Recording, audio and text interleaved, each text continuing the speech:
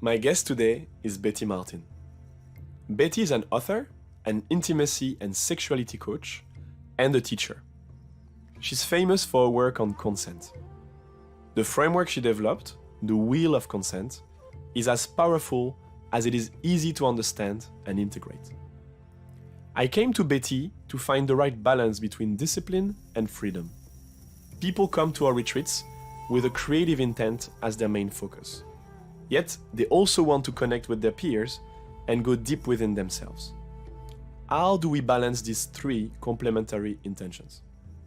In this episode, we talk about creativity, consent and space, specific practices Betty recommends, and physical spaces to serve transformative experiences.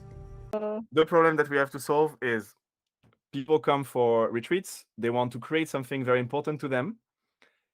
At the same time, they want to meet the people around them, they want to enjoy that time, they don't want to have something forceful, and they want to play. I think you have this kind of, okay, I want to connect, I want to be with the community. There's the second thing that is, I want to create. And there's the third thing as well, which is, I need to do some presencing. I need to work on myself in order to be at that level of feeling and thinking. And so that's the third thing I need to do, right? Because I need to take care of myself. I need to be with the community, or I want to be with the community. And I want to create my whatever project or whatever outcome I want out of the retreat. So you have people coming to this place that is the retreat center that you have created, and they're coming for the purpose of having a time to create. Yes? Yes. Yeah, okay. And so the question is, okay, I will tell you the wrong answer to this question. So basically, when I think about it, I think about creating the same rules or guidelines that you would have in a Buddhist center, for instance. You don't speak most of the day, and you only use speech for things that are really important. But it's a lot of discipline, and it's a turn off for many people, I think. And it might be Sure, of course it is. austere. So how do you do an hybrid? Here's the one thing that you're forgetting. People are different. Some people, talking to others is what inspires their ideas. For other people, silence inspires their ideas. And there's no way for you to know which one is which. So you can't make a rule that works well for everybody. It doesn't work like that because our brains are wired differently. For me personally, I get a lot out of talking to people. And as the ideas come and the questions come and the conversation happens, then bing, oh yeah, that's what I was trying to say. Or, oh yeah, that's the idea. So it's going to be very helpful for me to have people to talk to.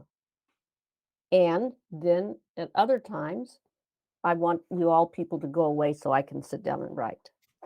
And I don't know how to schedule that because what works best for me is to be able to change what I'm doing based on what rises out of me. I don't know.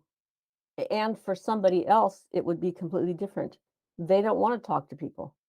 They want to walk in the woods, or they want to exercise, or they want to sing, or they want to dance. And ideally, it helps if you can let people make their choices. But there's no such thing as what's the structure that's going to work for everybody. It doesn't work that way. Because we're wired differently, and we have different things that inspire us and different processes, and that's a good thing. That's just the way people are. Based on what you say, it's more a question of organizing the space in ways that you can move through the space. Yeah. And the time, if you're going to have number of people there at a different time, I think you'd want some place where people can gather and talk, but not where it's distracting for other people. So you want a cozy place with chairs and couches and it's pretty, it's got windows and stuff, where people can gather and have a cup of coffee and talk. anytime they want. But it needs to be far enough away from the quiet spaces that it doesn't distract from people who want quiet. And you'd probably also want some floor space where people can move around and do their yoga and their dance and take walk in the woods and yeah. Okay. Yeah. The next level of the question is there are different people inside of us, right? There's the more strategic, analytical, and I'm going to plan my book over, I don't know, 12 months. I'm going to do this and this. And then there's the more distracted, more in the moment, immediate gratification bit of us. And you've written a book, so you've been able to do it. The question that I have, and it's for me It sometimes. took me a long time. How long did it take you? 13 years. Okay. And you were happy with the fact it took 13 years? Yes. No, I was miserable most of that time. Okay. It was a very difficult book to write, not because of the content of the book, but because of all my issues and feelings that came up in the writing of it. The first 6 years were extremely difficult. And I would get up in the morning and I'd sit down to write, and then I'd cry for an hour, and then I'd write some more, and then I'd cry for another hour. It was awful. And as I worked through the various things that were causing all that, then there was a couple of years where, okay, I can write it, but a lot of fear came up, completely unrelated to reality, but just old fears from my past. And so then I had to deal with those. And then at some point, I realized I need to give myself permission to quit. So I quit for about a year. And then I was ready, and then I came back. And then I did that again a couple years later. And then after about year 10, it got easy. And then it was just finding the time. And so, yeah, and by the time I got finished, it was quite easy. But it took a long time to get there. Not because of the content of the book, but because of my own stuff that came up. Yeah. So so basically when you were saying I am miserable, I was reading, because I was projecting the complexity of creation basically, but you were working with deeper stuff than just the book and the content. Yeah. Yeah. Because when you write a book, you are going to be very visible, and your thoughts are right out there for anyone to see. And if that is scary in any way, somebody is coming on here. No worries. You were saying you put yourself out there, and that was the difficult piece. So I could, and it's different for everyone. This is the point. It's different for everyone. So I could stand in a stadium with 80,000 people and talk and have no problem. But writing it down brought up all the fear. For somebody else, it will be the opposite. They could write books, but don't ask them to get up and give a talk. Or somebody else I could choreograph a dance and I'd be perfectly fine, but don't ask me to cook for you or I can't do it. So the point is that everybody is different. And things that are going to be hard for you are going to be easy for me. And things that are hard for me are going to be easy for you. That's just the nature of people. Yeah.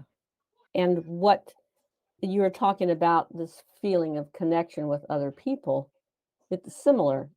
What is going to make me feel connected to you is going to be different than what makes you feel connected to me. Because connection is just a feeling. It's just a feeling. It feels good. It feels yummy. It feels da.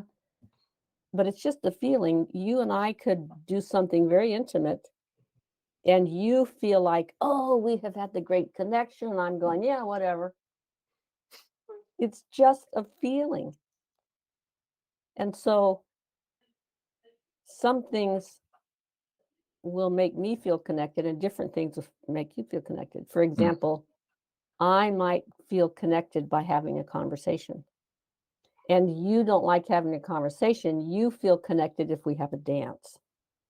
Or if we take a walk in the woods and be silent. Now I feel connected. But if we do that, then I don't feel connected because I want to talk. So again, the point is that people are different. Okay, so I'm searching for commonalities that you can implement and can serve everyone. So it's difficult because everyone is different. Yeah.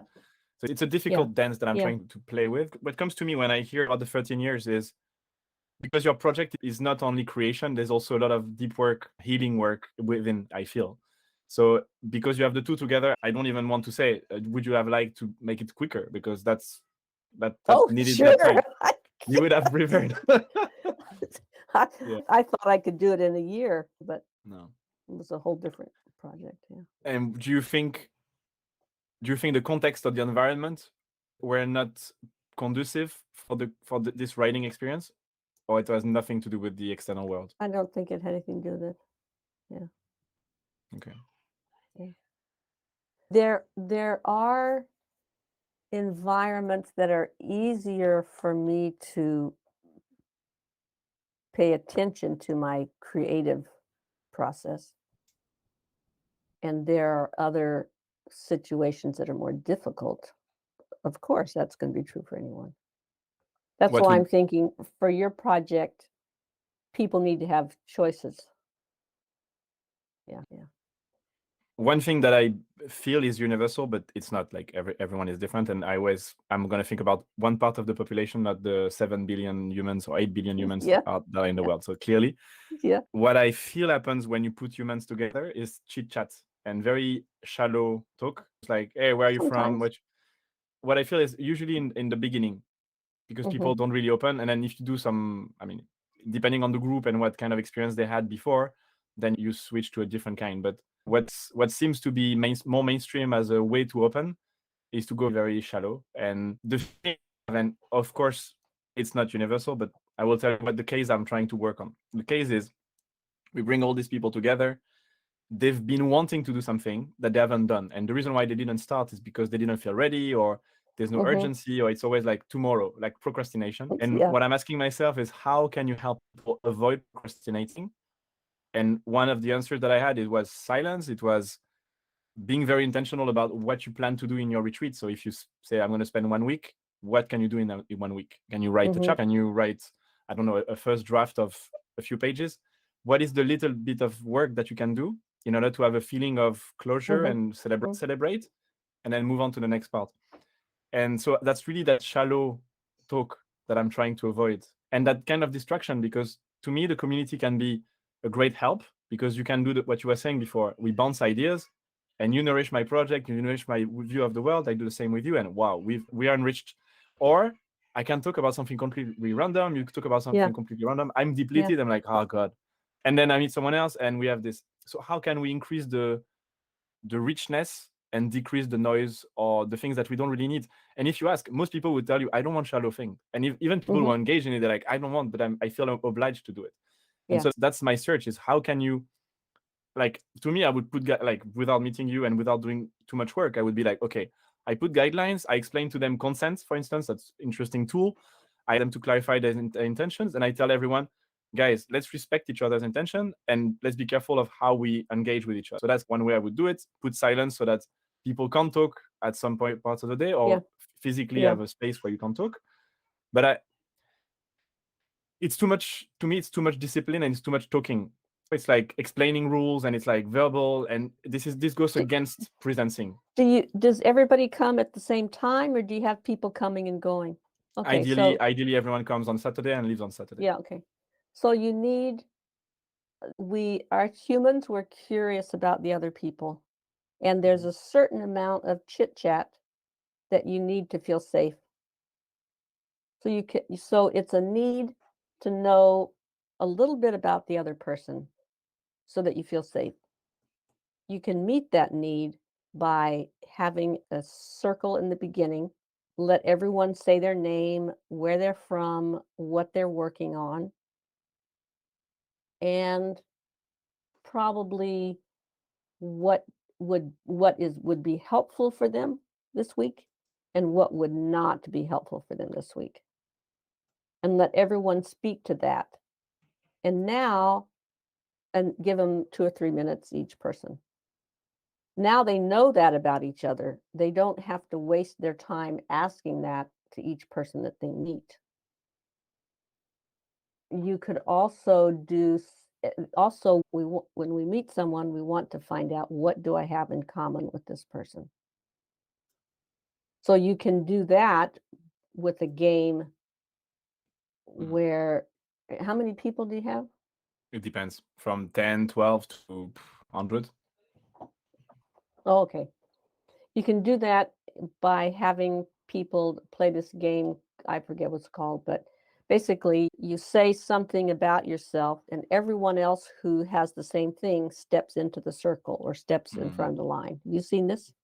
No, I have not done it. Okay. Okay, so for example, I would stand up and say, I'm a grandmother. And then all the other grandmothers stand up and say, I'm a grandmother. And now oh, there's the other grandmothers. Now I feel safe because I know that there's someone, and I know that I can go up and ask this person, how's it with your grandmother? Or I'm white, or I speak 3 languages, or I grew up in France, or I grew up in the military, or I love horses, whatever they want to say. And you have to put a timer on it because it'll go on forever if you, because it's so fun. And or people say, I'm queer, or I'm Black and Puerto Rican, or whatever they want to say. And so that creates some safety and some connection. Now when I walk into the room, I don't feel like a stranger. I'm connected to people because I know something about them. Yeah. And they know something about me. Yeah. Yeah, chit chat, you don't want to encourage it, but it has a function, and that is to help us feel safe. It also has a different function, which is to distract us. But you can support people to not be distracted, but you can't completely prevent it. Yeah. Yeah. Yeah. How do you manage, and that's a conversation I had with Nicole as well, that friend that I was telling you about. Consent happens at different levels. That's what I was trying to say earlier, but I probably didn't say it the right way. But I have consent. I think I want something and I plan for it, and actually that's not really what I want. And so my consent of right now is not the consent of tomorrow or when I'm facing my creative project. How do you handle it for creativity? And in this very particular case I was telling you, okay, I really want to do my book and I want to spend my 40 hours of the week. And then you get there and I'd rather spend time talking and I don't really want to face my book. But then if I'm looking at it from the retreat organizer, what do? Because I would like them to help. I want to help them, and maybe putting a little bit more pressure would be what they need, and be like, no, just focus and stay in front of your paper. But maybe I'm creating even more frustration. And how do you? Yeah, I don't know that you can. I think what you can do is you can make it easier for people to do what they need to do. But you cannot know what they need to do. You just can't. So it may be plus, so that's one thing. You can make it easier for people to find the situation that's going to work for them. They have the woods, they have the exercise room, they have the talking corner, they have the silent. You can have a whole section of it that's silent. If you go over here, it's going to be silent. So that they can choose. If they want to be silent, they go over there. So that's one factor. The other factor is when we start getting creative, our feelings come up. We start feeling our fear, our self-doubt, our confusion, our sadness. It's going to happen. And so if I don't want to feel those things, then I'll distract myself. So if you prevent people from distracting themselves, then the feelings are going to come up more. So what you need is something to support people in their feelings that are coming up. So how could you do that? You could, for me, I have a background in peer counseling and I could support people in that. If you don't have that, what you can do is have a talking circle every morning, 9 to 10 o'clock or whatever, so that everyone gets to talk about this is what came up for me yesterday. This is what's hard about my project. This is what's going really great about my project. This is something that I never thought of until I sat down to work on it. So that they have a chance to talk about their feelings about their project. Because it's going to happen whether you, it's just going to happen. That's part of the process. Because that's why we distract ourselves, because we don't want the discomfort and the confusion and the pain and what's wrong with me and shame on me and all this kind of stuff that's going to come up. Yeah. And another thing that could be helpful, I don't know, you probably would want to offer these as an option. Something like there's workshops where you dance and do movement and then you write, and then you dance and do movement and then you write, or paint or draw. And then so that you're creating, you are essentially opening the gate to the creative process. So, for example, you may have an hour where, okay, you dance for 10 minutes and you write for 5 minutes, and then you draw on these big sheets for 5 minutes, and then you go back and dance some more, and then you sing, and then you write, so that you just get the juices flowing. Yeah. Yeah. Yeah. Have you done this? Yeah. Yeah, sounds cool. I never tried. Yeah. Yeah. It's a way also to disconnect self-judgment, right? Because you're in the body, you don't really Yes. think, and boom, it can go. Yeah. And I think it also this is everything that we're doing is just brain function. So it engages the movement parts of the brain, and that makes, for some people, moving the body is what sparks the thoughts. For some people, it's the other way around. And if you're drawing, then you're not using the language center, you're using this other center. And then that wakes up the language center.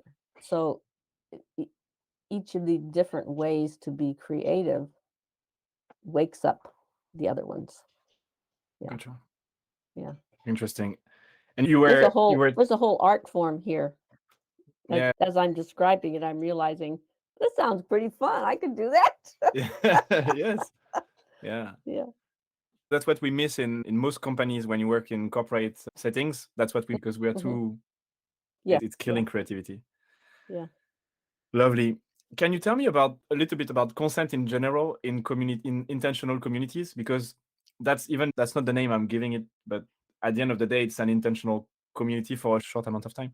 What about what you've been experiencing, and maybe are there lessons in terms of consent? Because to me, the whole thing is consent. It's driving every decision you make in a community, and then it's about how you create a kind of an organizational structure or physical structure to support that kind of relationships that are at the heart of it. It's consent. Any lessons that I can reuse for short-term experiences, because it's a week or two, but it's not very long. And most important for me in the wisdom that you have is how concise the onboarding is. So for me, the wheel of consent is amazing because it's a tool that you can understand quite quickly, even if you just understand it intellectually, and then you need to experience it. So it takes longer, but at least intellectually, you don't need to explain for 20 hours. You do it quick, and then you go into the body. So that's why it's very interesting to me as a tool. Any other things that you think is important for the setting I'm describing? I don't know Yeah, I'm not sure the wheel of consent really has much to do with the setting that you're describing, except that you want people if consent is only applies if you're interacting with each other. We are. Yes. So if you're interacting with each other, you're either going to you're going to want to be able to say, will you and may I?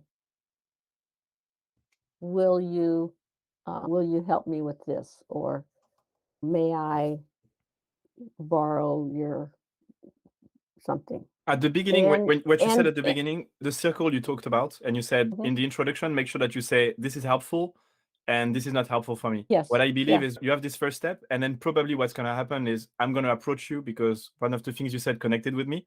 And then I will offer to help in the way you ask, or I will think, oh, maybe he can Mhm. help me and I will do this. So for me, that's Mhm. because the way I Yes. describe it is true Yes. that there's no interaction, but there are interactions. The only thing that I'm trying Yes. to do is reduce the interaction to as much as possible only what is useful and not have this Mhm. noise. Obviously, it won't Mhm. be 100% perfect, but there are interactions. So Yeah. apologies Yeah. if I didn't make it. Yeah.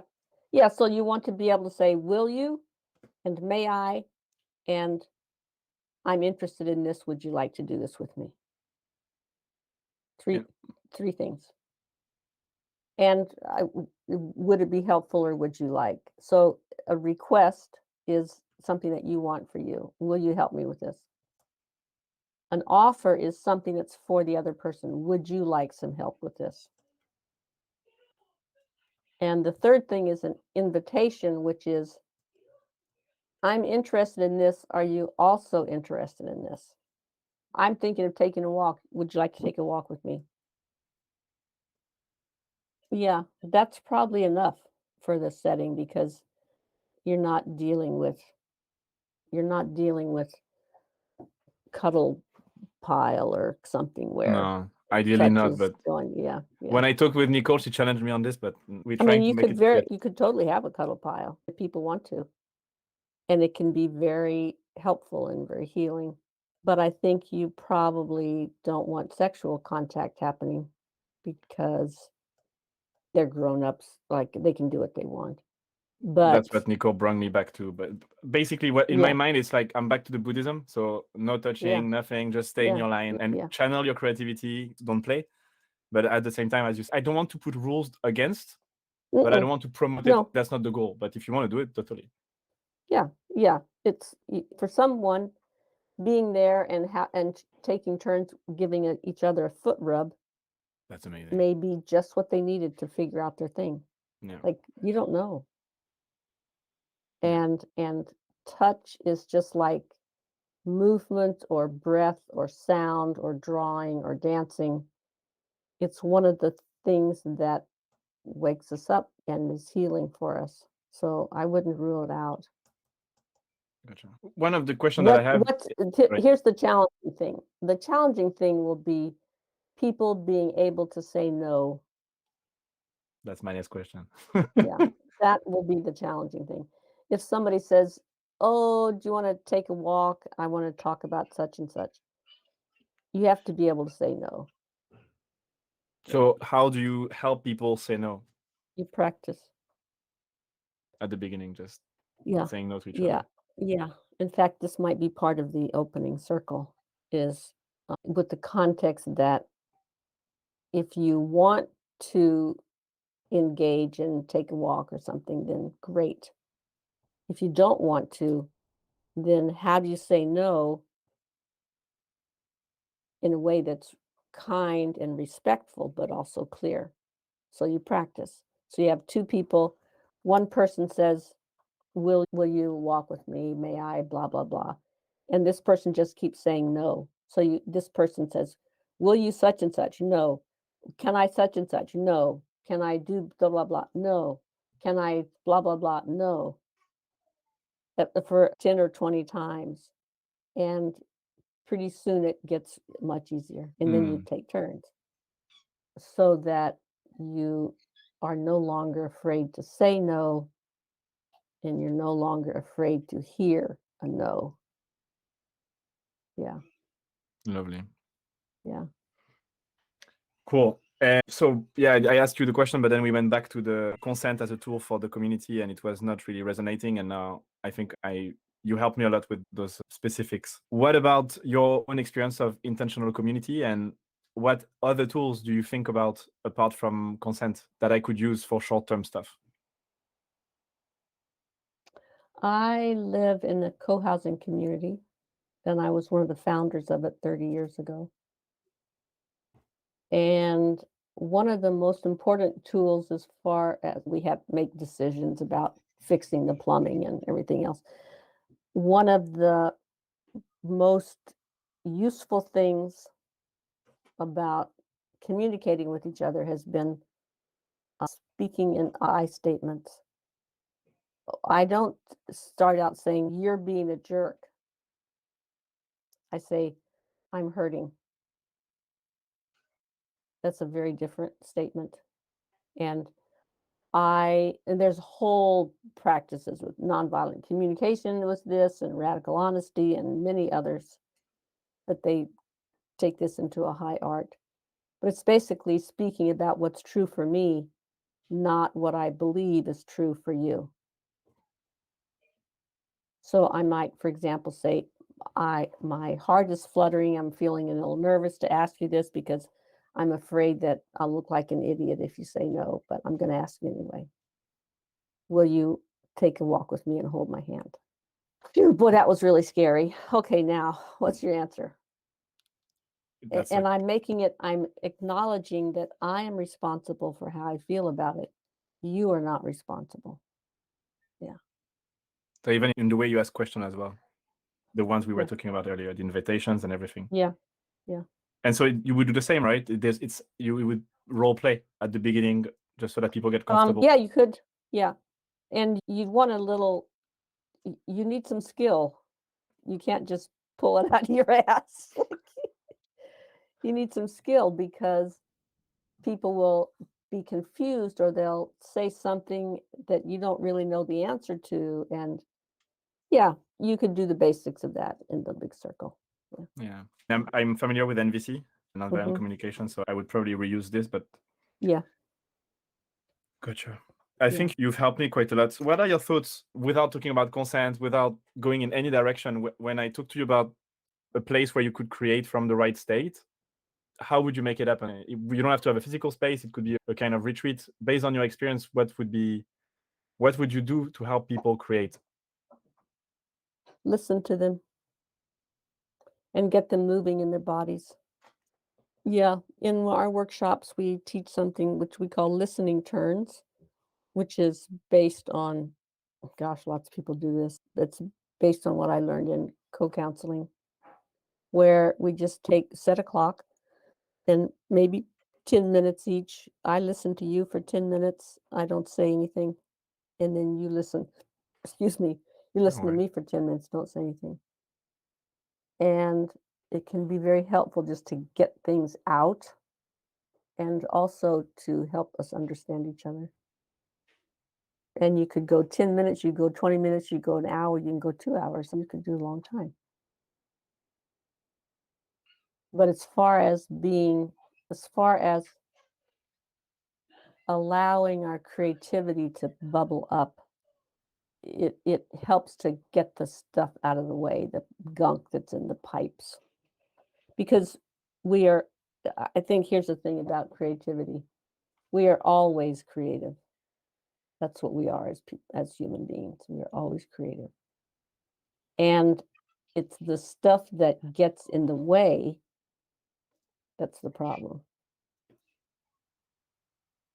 And like we are looping on things that are not Yeah. useful instead of Yeah. creating about something. Our fears get in the way, our doubts, and a lot of stuff we learned as children gets in the way. Our beliefs about, well, being creative doesn't count. You're not supposed to be creative because weird people are creative, not smart people like me. All those different beliefs get in our way. And one thing that can really help that is listening to each other. And the other thing that can help that is getting into our bodies, moving, dancing, stretching, rolling, shaking.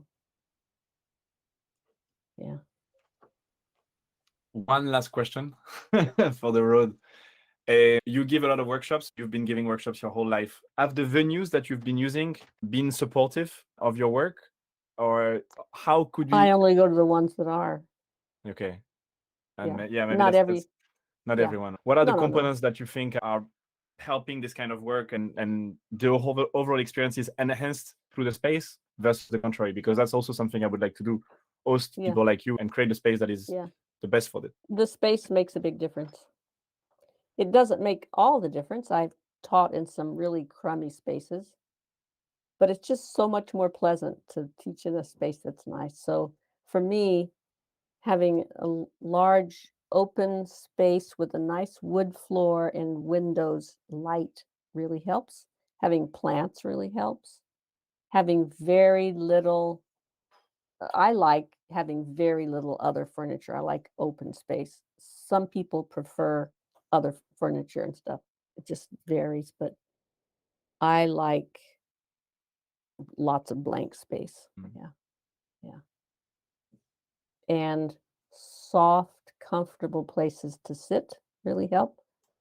So my ideal place is a big empty room with a few plants around, big windows, and hundreds of cushions.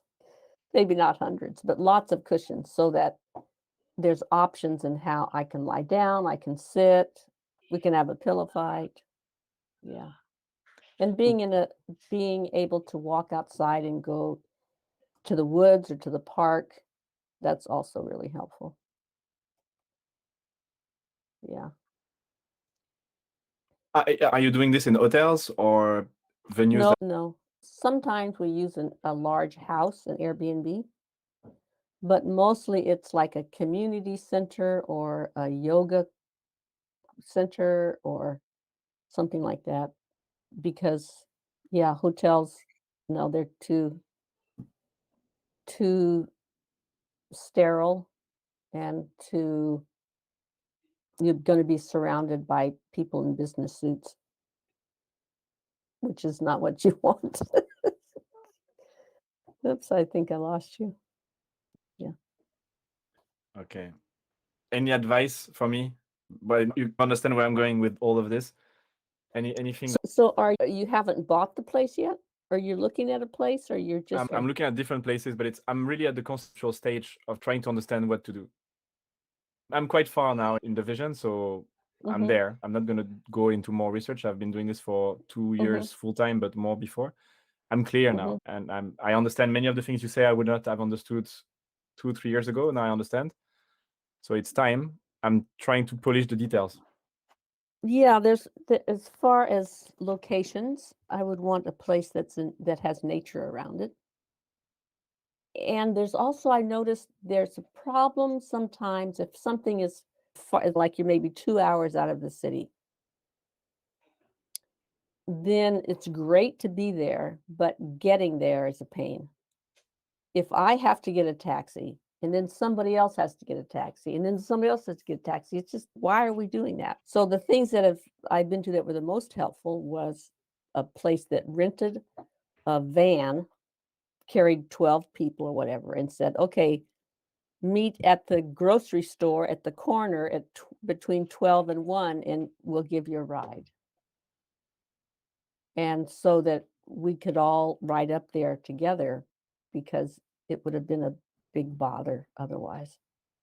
Yeah. And I so appreciate that. That's what we do now. And if we're in a place that's out away from the city, we provide a ride.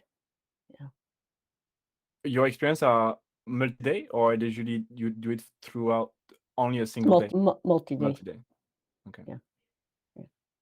And so when you do it in a yoga community center or yoga center, they have accommodation, or you rent as well another place We usually have to rent a place to sleep. on top? Yeah. Okay. Yeah. Okay. So you have I'm assuming, but you have a disconnect between the experience of the place where you do it, and then you have a kind of a different experience with the whatever you do outside at the night. We usually do. However, ideally, it's all in one place. Here's what has been the very best. We rent a big house in town that'll sleep 10 people. And then all of us, the teachers, stay there. So that's 4 people or 5 people.